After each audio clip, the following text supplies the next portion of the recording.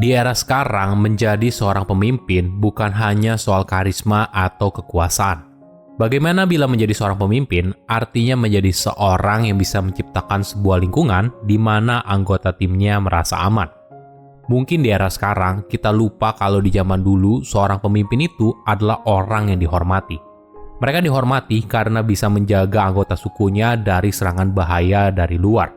Entah itu dari predator, manusia lainnya, hingga ancaman lingkungan yang tidak bersahabat. Tapi di era sekarang, di kantor mungkin esensi pemimpin ini mulai hilang. Di era sekarang, kantor dipenuhi berbagai politik kantor. Ancaman seorang ketika bekerja bukan hanya berasal dari luar, tapi kadang dari dalam organisasi sendiri. Rasa aman ini seringkali tidak terbentuk. Tidak heran ketika situasi sulit, misalnya krisis ekonomi, tekanan kompetisi yang semakin ketat, masing-masing karyawan tidak fokus untuk bersama-sama mencari jalan keluarnya. Tapi masing-masing dari mereka berlomba-lomba untuk menyelamatkan kursinya masing-masing. Mereka berusaha sebisa mungkin selamat dari gelombang badai PHK dan biarkan orang lain yang terkena imbasnya.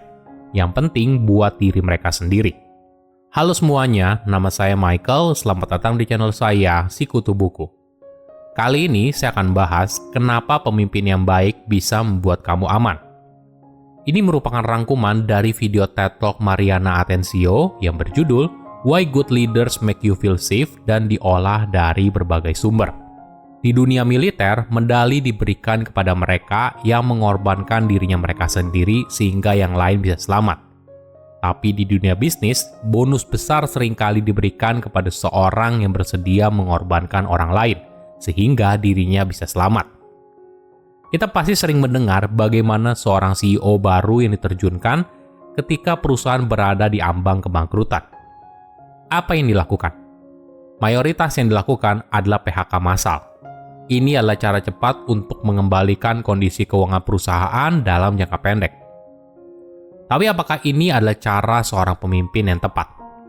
Bagaimana bila hal ini justru membuat karyawan di dalamnya semakin tidak nyaman dan berusaha untuk menyelamatkan diri sendiri daripada berusaha menyelamatkan perusahaan yang bangkrut? Ibaratnya ketika seorang berada di kapal yang akan tenggelam, setiap orang sibuk untuk berebut sekoci untuk selamat daripada berusaha memikirkan bagaimana caranya agar mereka semua bisa selamat. Mungkin kita pernah dengar pepatah, kerja sewajarnya. Kalau kamu sakit, lalu mati, yang sedih keluargamu. Sedangkan kantormu tinggal mencari karyawan lain. Inilah realita di dunia kerja. Kita merupakan bagian kecil dari sebuah mesin ekonomi yang besar.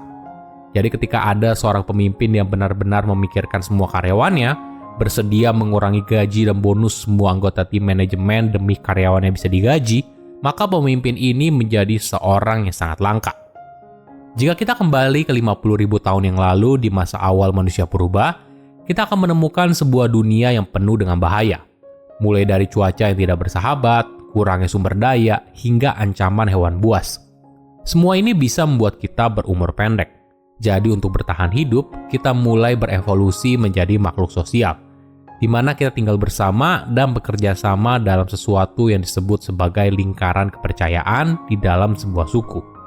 Ketika kita mulai merasa aman, maka reaksi alamiah kita adalah rasa percaya dan kerjasama. Tentu saja banyak manfaat di sini. Misalnya gini, kita bisa nyenyak tidur di malam hari karena kita tahu ada orang dari suku kita yang akan jaga malam dan memantau jika ada bahaya. Bayangkan jika tidak ada rasa percaya sama sekali, maka tidak ada yang tidur dan hasilnya kita akan cepat sekali punah. Di era modern, hal yang sama juga terjadi. Ada bahaya juga, tapi tentu saja yang kita hadapi sangat berbeda. Kita mungkin saja frustasi pada hal dalam hidup atau adanya potensi yang buat kita sulit mencapai kesuksesan tertentu. Bisa saja soal ekonomi yang tidak stabil, ketidakpastian pasar saham, atau teknologi baru yang membuat bisnis kita jadi tidak relevan. Kadang kita tidak punya kendali atas semua kekuatan itu. Mereka terus-menerus ada. Tapi ada satu hal yang bisa kita kendalikan, yaitu kondisi di dalam sebuah organisasi. Disitulah peran seorang pemimpin. Karena dia adalah orang yang membuat standar. Ketika seorang pemimpin membuat keputusan yang mengutamakan keselamatan dan kesejahteraan karyawan di dalam organisasinya, maka karyawan di dalamnya bisa merasa aman dan menjadi bagian dari organisasi tersebut. Pada akhirnya, mereka bisa menciptakan sesuatu yang luar biasa. Kenapa? Karena kita tidak lagi sibuk berkelahi atau melindungi diri dari rekan kerja. Tapi kita fokus menggabungkan talenta dan kekuatan kita untuk menghadapi gempuran serangan dari luar organisasi, sekaligus menggapai peluang yang muncul. Ada sebuah kisah menarik dari Bob Chapman, mantan CEO dari perusahaan manufaktur besar di Amerika Serikat bernama Barry W. Miller. Pada tahun 2008, terjadi resesi ekonomi besar di Amerika Serikat dan perusahaan tempat Bob bekerja juga ikut terdampak. Dalam semalam, mereka kehilangan 30% dari total pesanan. Tentu saja bagi perusahaan besar, ini adalah sebuah masalah besar. Apa solusi yang biasanya diambil? Kemungkinan besar adalah PHK karyawan. Tentunya ini pilihan yang logis untuk menyelamatkan perusahaan. Dewan direksi juga sudah sepakat, tapi Bob menolak. Dia merasa ada pilihan yang lebih baik. Jadi mereka membuat sebuah program 4 minggu cuti tanpa digaji. Setiap karyawan dari level paling bawah hingga CEO diwajibkan untuk ikut program ini, dan tidak perlu diambil sekaligus. Tapi yang jauh lebih penting adalah bagaimana Bob menyampaikan pesan ini. Dia menyampaikan kondisi perusahaan, lalu bilang, lebih baik kita semua sedikit menderita daripada ada sebagian kecil dari kita yang sangat menderita.